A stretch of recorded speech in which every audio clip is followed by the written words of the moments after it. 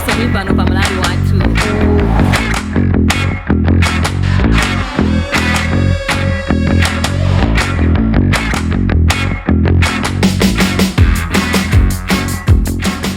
Aba chachizukire nchonena kuti vinyo watha.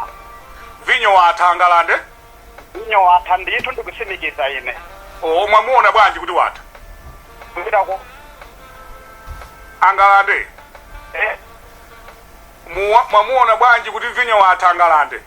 Kuchita kuoneka zimene zikuchitikazi anthu akupha ndi njala monga kuno kumulanja anthu akugonera mango. Koma ndithu atsogoleri ali pomwepo. Ya mulungu adziwa ndipo mulungu atithandiza basi.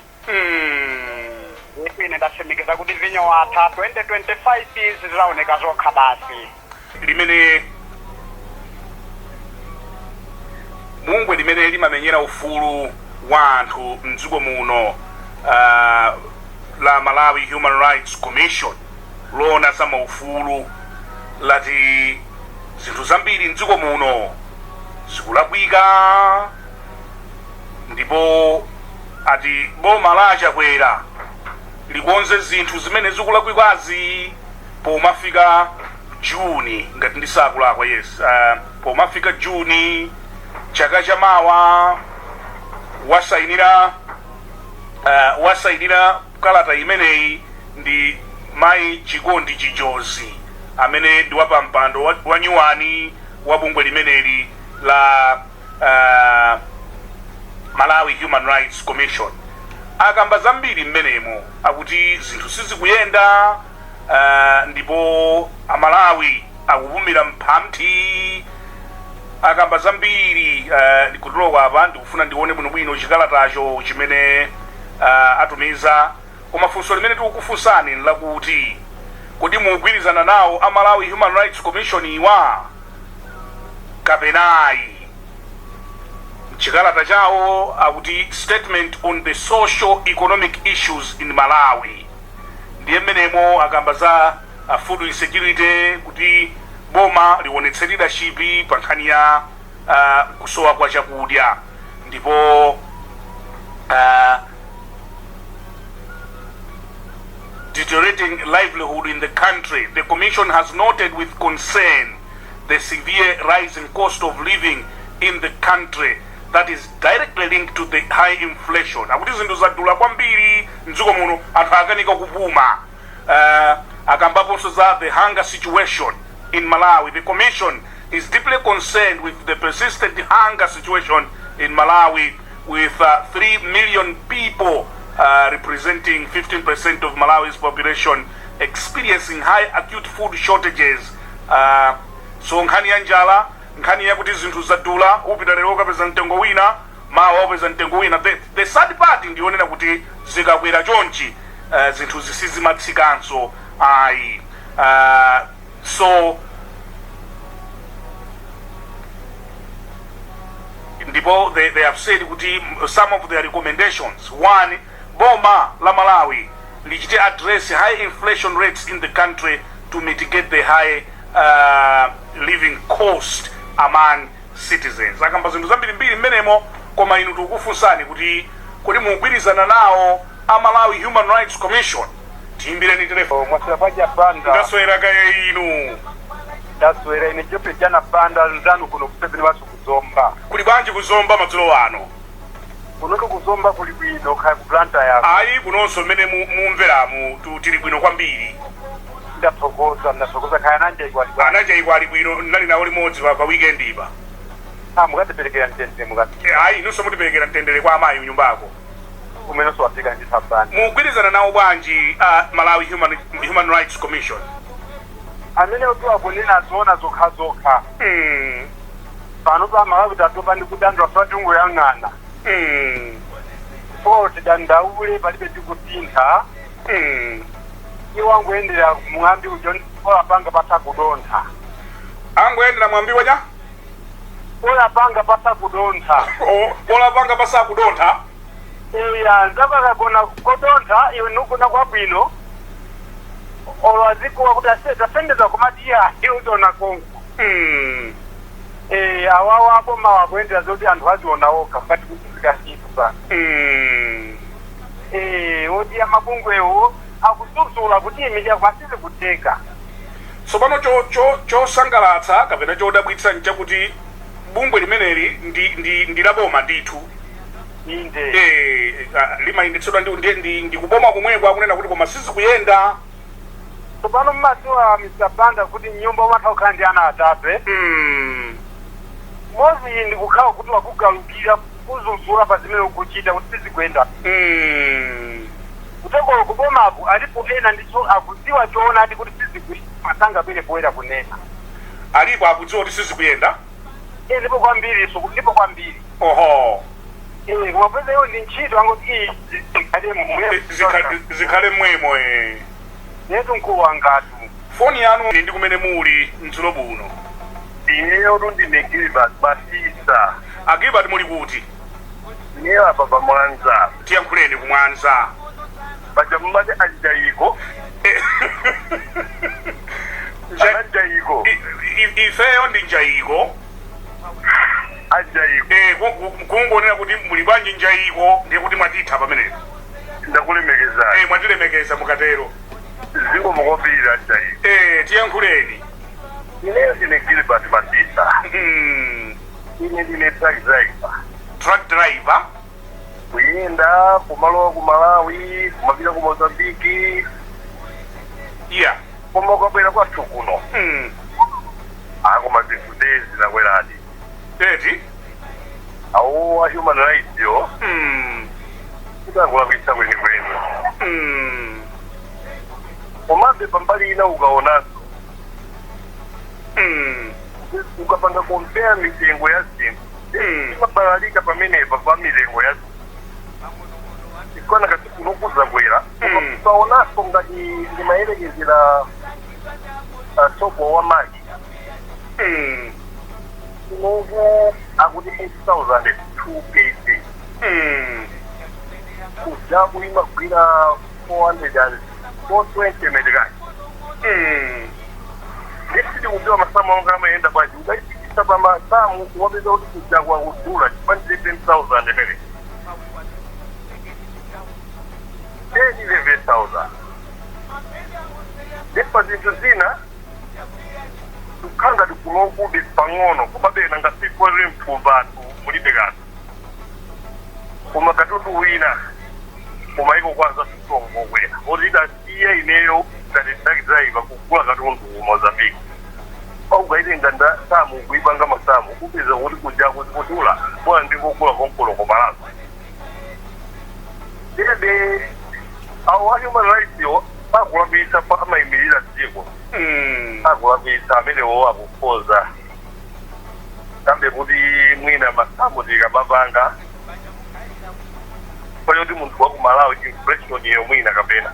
Koma ndikuchira ndifina tikayelekezera pa zathuku zomakanika kuti usagule bora uzangogula konkulo. Mwina katundu mpozidedera. Mwina ngapopeza mwina masompenya awo apana nawonso taona deadline imene apereka mukuti ati Juni. Akuti akhalata konza by June. By Juni. Ndikukhulu yati amene wakuwerengera mwina sizakolola zokolola zake. Mwina kapena mwina kuwerengera kumene kufama nomonde kopitiro oli kukuta. Posachedwa apa musatalikire chifukwa ndikhala ndikulankhula ndi aku commission kwa amene atulutsa kalatayi kuti timve kuti kodi akuti nchiyani. Timve za June iyo kuti why June. Why June. Mwina pakada khanjira ina reserve bank mwina ibonyemo idile mwina subsidize zinthu zinazo kuti anthu apepukidwe kapena. Mwati ku Mozambique nzotsikirapo kuyerekeza mkuno? Nzokwererapo. Okay. Zingapo ndololi, zingapo zokwererapo kumene. Chabwino. Ngakhale mafuta agali moto. Awu akada kukwera. Okay. Naona matikati angapo. Yeah. Anthu amafuna kumangwera kuno papo. Kuti amwera kuno akumangwera kuno. Pena pakete sizoti zana impression zizimayenda bwanji. Namitengo ya zinthu. Zinantinato kunoku ndobverera koma nokisiya ino ake kasiwe apa patele kundonena pati pamwanza pa police parodico. yanga inakwira mukalero simulowa Mozambique ndikuchokera ku Mozambique ndanyamula mafuta omwe nyamula mafuta tanka ndimayendesa tanka ya Russia Motors chabwino ituti njayo takulandirani kumudzi kuno mwatipeza zikomo kwambiri abana mwatilemekeza kwambiri muye tokoza kwambiri njaiko pokira foni yangayi kodi ujeni uyu ena sadanena kuti dziko ndi wanthu mthengo mmambala mazero nanga munthu unganene kuti ndiwe mtsogoleri ulibe anthu okutsatira ndi kuti ungongola miyendo iligwa atsogoleri amene pakutsatira ditu kumaona kanaso mnacheza ndi akunduna uku kwa zamisewu anafotokozaso mbali yawo munaonera muli Mozambique ineyo pa Facebook inuyo kuti makutsatana basi ndaona choncho inuyo kuti azanu andevu zamwayi ndimakutsatani usati pang'ono adi auza oti tikuti mmalakwitsayi mumchiriramu kukomako ndithu ndi alamu ndi beru ezona akakhala Joseph Nkata amati mutimba nyimbo zoyambikira chikola kwanu ezona pakepo akuti mafumu asiku akafukala amamvera nyimbo ezona amamvera mwakachetechete mutima mwawo amavomereza ezona aonera jaiko wazona ezona tikuyanyatirena ndaya jaiko komatu mwatilemekeza kwambiri zikomo kwambiri jaiko mwatilemekeza kwambiri in fact mawu ano ali mkamwa awo auje na ndevu zamwa iwo ndiye atumiza message apapa akuti mwauze kuti ndikwamvera a truck driver awo ndiye amati kupatsani moni mwauze tiwafika moni ndi chimwemwe mumtima ndiye akuti koma chonde bwinobwino adzafike mafuta bwinobwino a ndevu zamwa iwo afika ndevu zamwayi musapatiza ileyo ine ndine inuyo ndinuyo andevu zamwayi apitiliza kunena kuti koma mwauze kuti chonde tankala idzafike bwinobwino kuno ayafika ngati munafuna kunokima yafika mafuta ano afika koma ndikuyamikeni kwambiri mwatilemekeza komanso mawu anu abwino ndi olimbikitsa chifukwa ena samatimvetsa ayi ena samatimvetsa zomfunika kumvetsetsana ife timangoyima pa chilungamo mumayima penipenipo tibwinonso imene ija ndi beru labwino kwambiri koma ndiye mawu amphamvu amene ndife beru lanu limakhala ngati lolira usiku limakafika bazari lena amangoliza beru masana ndekuti magalimoto akudutsa beru lije silifika patali koma lanu limukati ngongongongongongo limagogoda mpaka na kumweko ku state house zona nawonso ndithu tikamba pesisa uli njaiko akudzudzula undisokosera nkulinga utamva mbale wanga komatu mwatilemekeza kwambiri ndikuyamikeni inu mutipeza zikomo kwambiri njaiko awo andevu zamwayi auze kuti mafuta afika ndi auza kuloko apa akuseka apa ziko mwatilemekeza kwambiri to bring to you Bambo Lucius Pendame. He's the Deputy Director of Economic and Social Rights kumene kuku bungwe la Malawi Human Rights Commission. Ndikulandireni Bambo Pendame, and I want to apologize. You have been holding for some time. Koma mutikhululukira. Ndikulandireni Bambo Pendame madzulo ano. Thank you very much, Brian. Akuti kalata iyi yabwera chifukwa chiyani? And what are the issues you are raising mukalatayi? Zikomo kwambiri. Kalatayi mwachidule ndimokuti commission yakhala ikumaona ndi kumasatira bwino zomwe zikuchitika. Anthu ngakhale amene ali mavenda opanga malonda maoka azikuganiza mitengo imene angathe kuganizira koma osaganizira kuti mitengo imene ikupsinja aMalawi makamaka aMalawi osauka. Ndiye chikata chimenechi cha fotokoza bwino za zimenezi ngati mfundo zina zimene zinayenereza kuti chikata ichi makomishoners athu achikonze ndi kuchikhazikitsa kuti anthu tiuze boma ndi kulidandaulira kuti mwina ngati kholo boma litha kuthandiza anthu kuti zimene zitasintha. ndiye kuti mkalatamo mwapatsa abomawa mpaka Juni kuti akhala atakonza. Why June?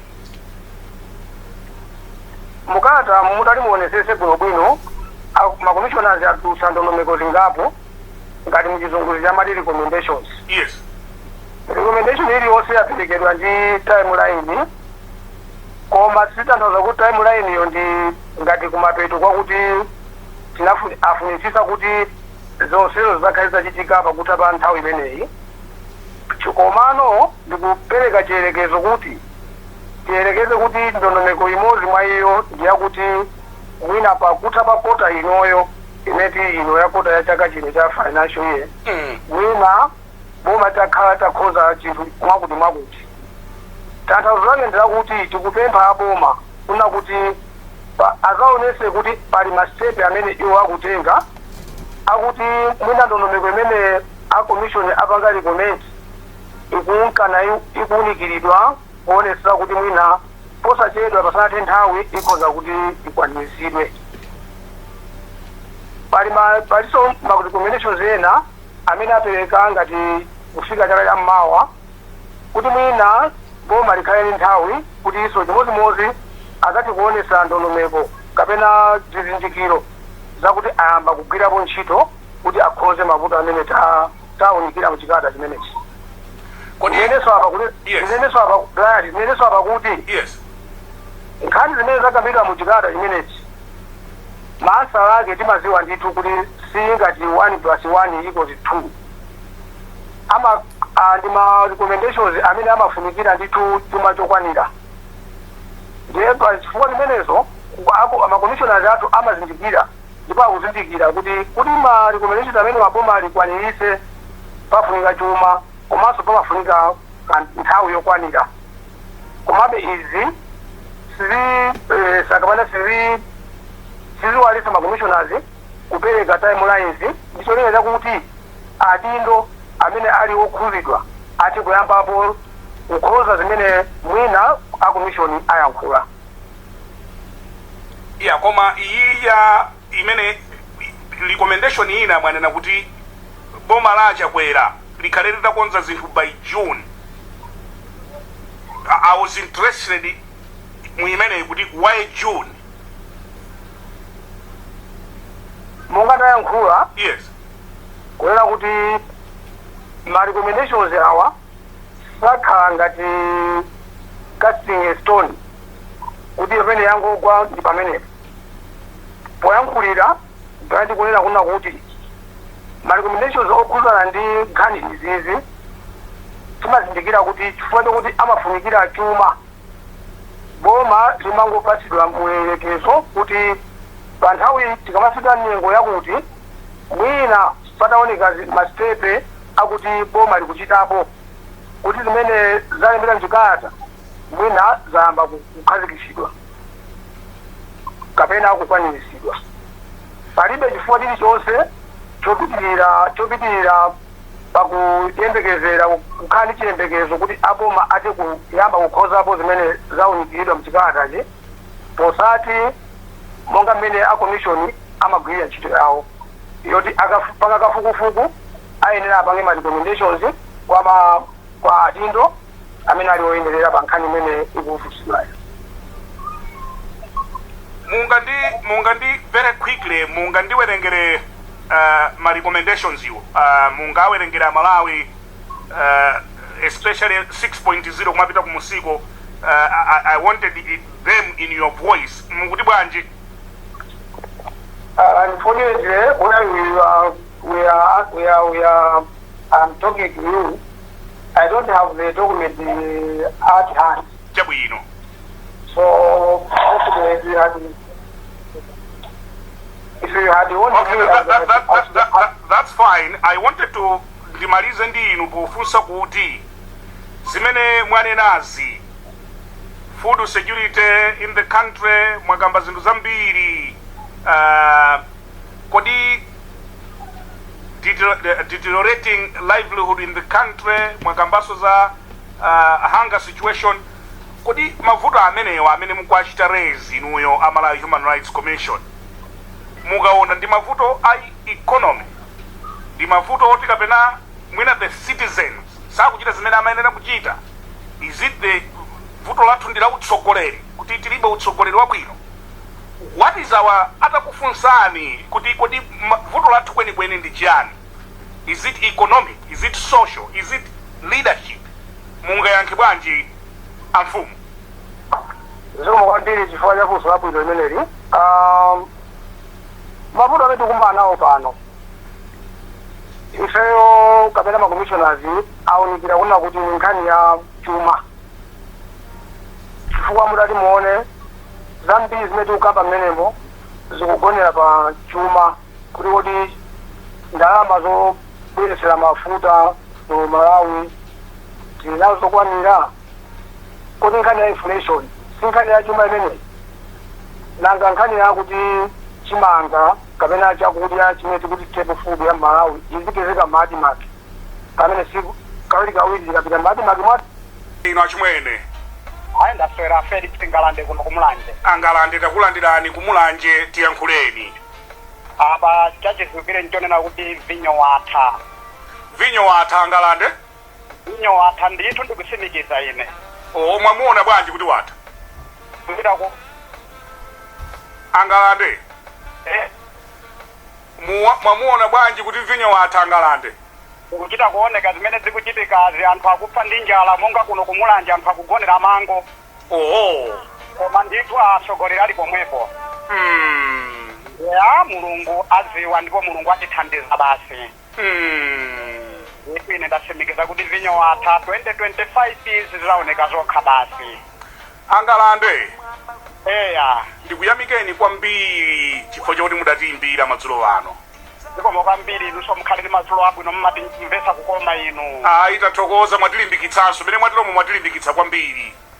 Mulungu azikudalitsani ndi kukusogolerani. Nachitirenso inu chomwecho madzulo ano. Amen. Zima. Kwale kwanza maja kumulanje. Anangwale. Tiyankhuleni Anangwale. Inetu nkhale ndayimba kwambiri. Imene tingaziwe china Malawi tizikhala kuona mbuyo mu mpaka na mene tili panopa. Ndikubira kuti palibe boma lilonse limene limakhala 100%. Boma lilonse ine linabadwa 1970 koma ndimaona maboma amene akhala kuchitikawa. Pakakuti pakuchitika zonse makhali mavuto ati boma lilonse. Komanso ndikuona kuti pena pake mboma mu chimachitika choti ena ife timakhala kuti tili muzipani. Ndikhono khala ine wawandira koma lili wa fuleti. Kuti nkhani yakafika mpaka umene kwe? Chifukwa kuti umakhala kuti ulimomo kumaso kupanga zisokoneza. Zona nkhani kumazimva kuti kumati tikafika kwabwera tikaule chilungamo. Nzimathera pansiwo. Chabwino. Bwana usolepera koma kuti alikwena kumalizesa zinthu zimene zikuchitika boma. Ndiye magalada amene kuti pakomanso palibe boma limene litamalephera, boma lilo ndilolephera pomafuna kuti akukati upangire kuti akonze zinthu zikale bwino. Atakufunsani inuyo Anangwale. Kuti kodi mdziko muno zikuyenda kapena sizikuyenda, inu mungayankhe kuti bwanji Anangwale? Ndikane kuti sizikuyenda. Mungane kuti sizikuyenda sizikuyenda. Koma posayendapo pali zifukwa. Wanilera kama kuti wakula kwa bullet wawandirazi. Kukhala wa bullets koma kumasapotera bwino kuti iwe ndi wa bullets koma uli wawandirazi. Mabulira kwa nchito. Yukandaliza kula kwambiri Malawi pano. Tikufuna kumalisiri sana uli mboma mukumapanga zao kati ali kuti wina akale olepera. Brian. Ina Anangwale. Ine marintero kuti nkuyamikeni kuti mudatiimbira madzulo ano. Komanso ndiko kwambiri. Madibanyi mwina ndinakudulani mawu madiba komanso ja? Komanso ine Brian mabula chilo tamandika. Ndapezapo mwaendiponso Mulungu wandiyankha kuti ndigwire foni yanu mabula chilo yapang'amba kwambiri. Chabwino. Komanso kuti sekeni Mulungu amene anakupasa mphatso imene. Aizimata. Ndikuyamikeni kwambiri. Mutipengera mtendere kwa amayi kunyumbako. Sikula amayi kunyumbako? Amayi alipo tilakumveseranso. Chabwino Nuso mulipereka moni kwa amayiko. Tsona Anangwale. moni wafika koma funso lakuti inuyo ngabuletsi ngawandalasi ine ndiwa buleti mukuoneka ndinataoneka timu ya muna eze bwino eda bambo mwatilemekeza kwambiri anangwale and thank you very much.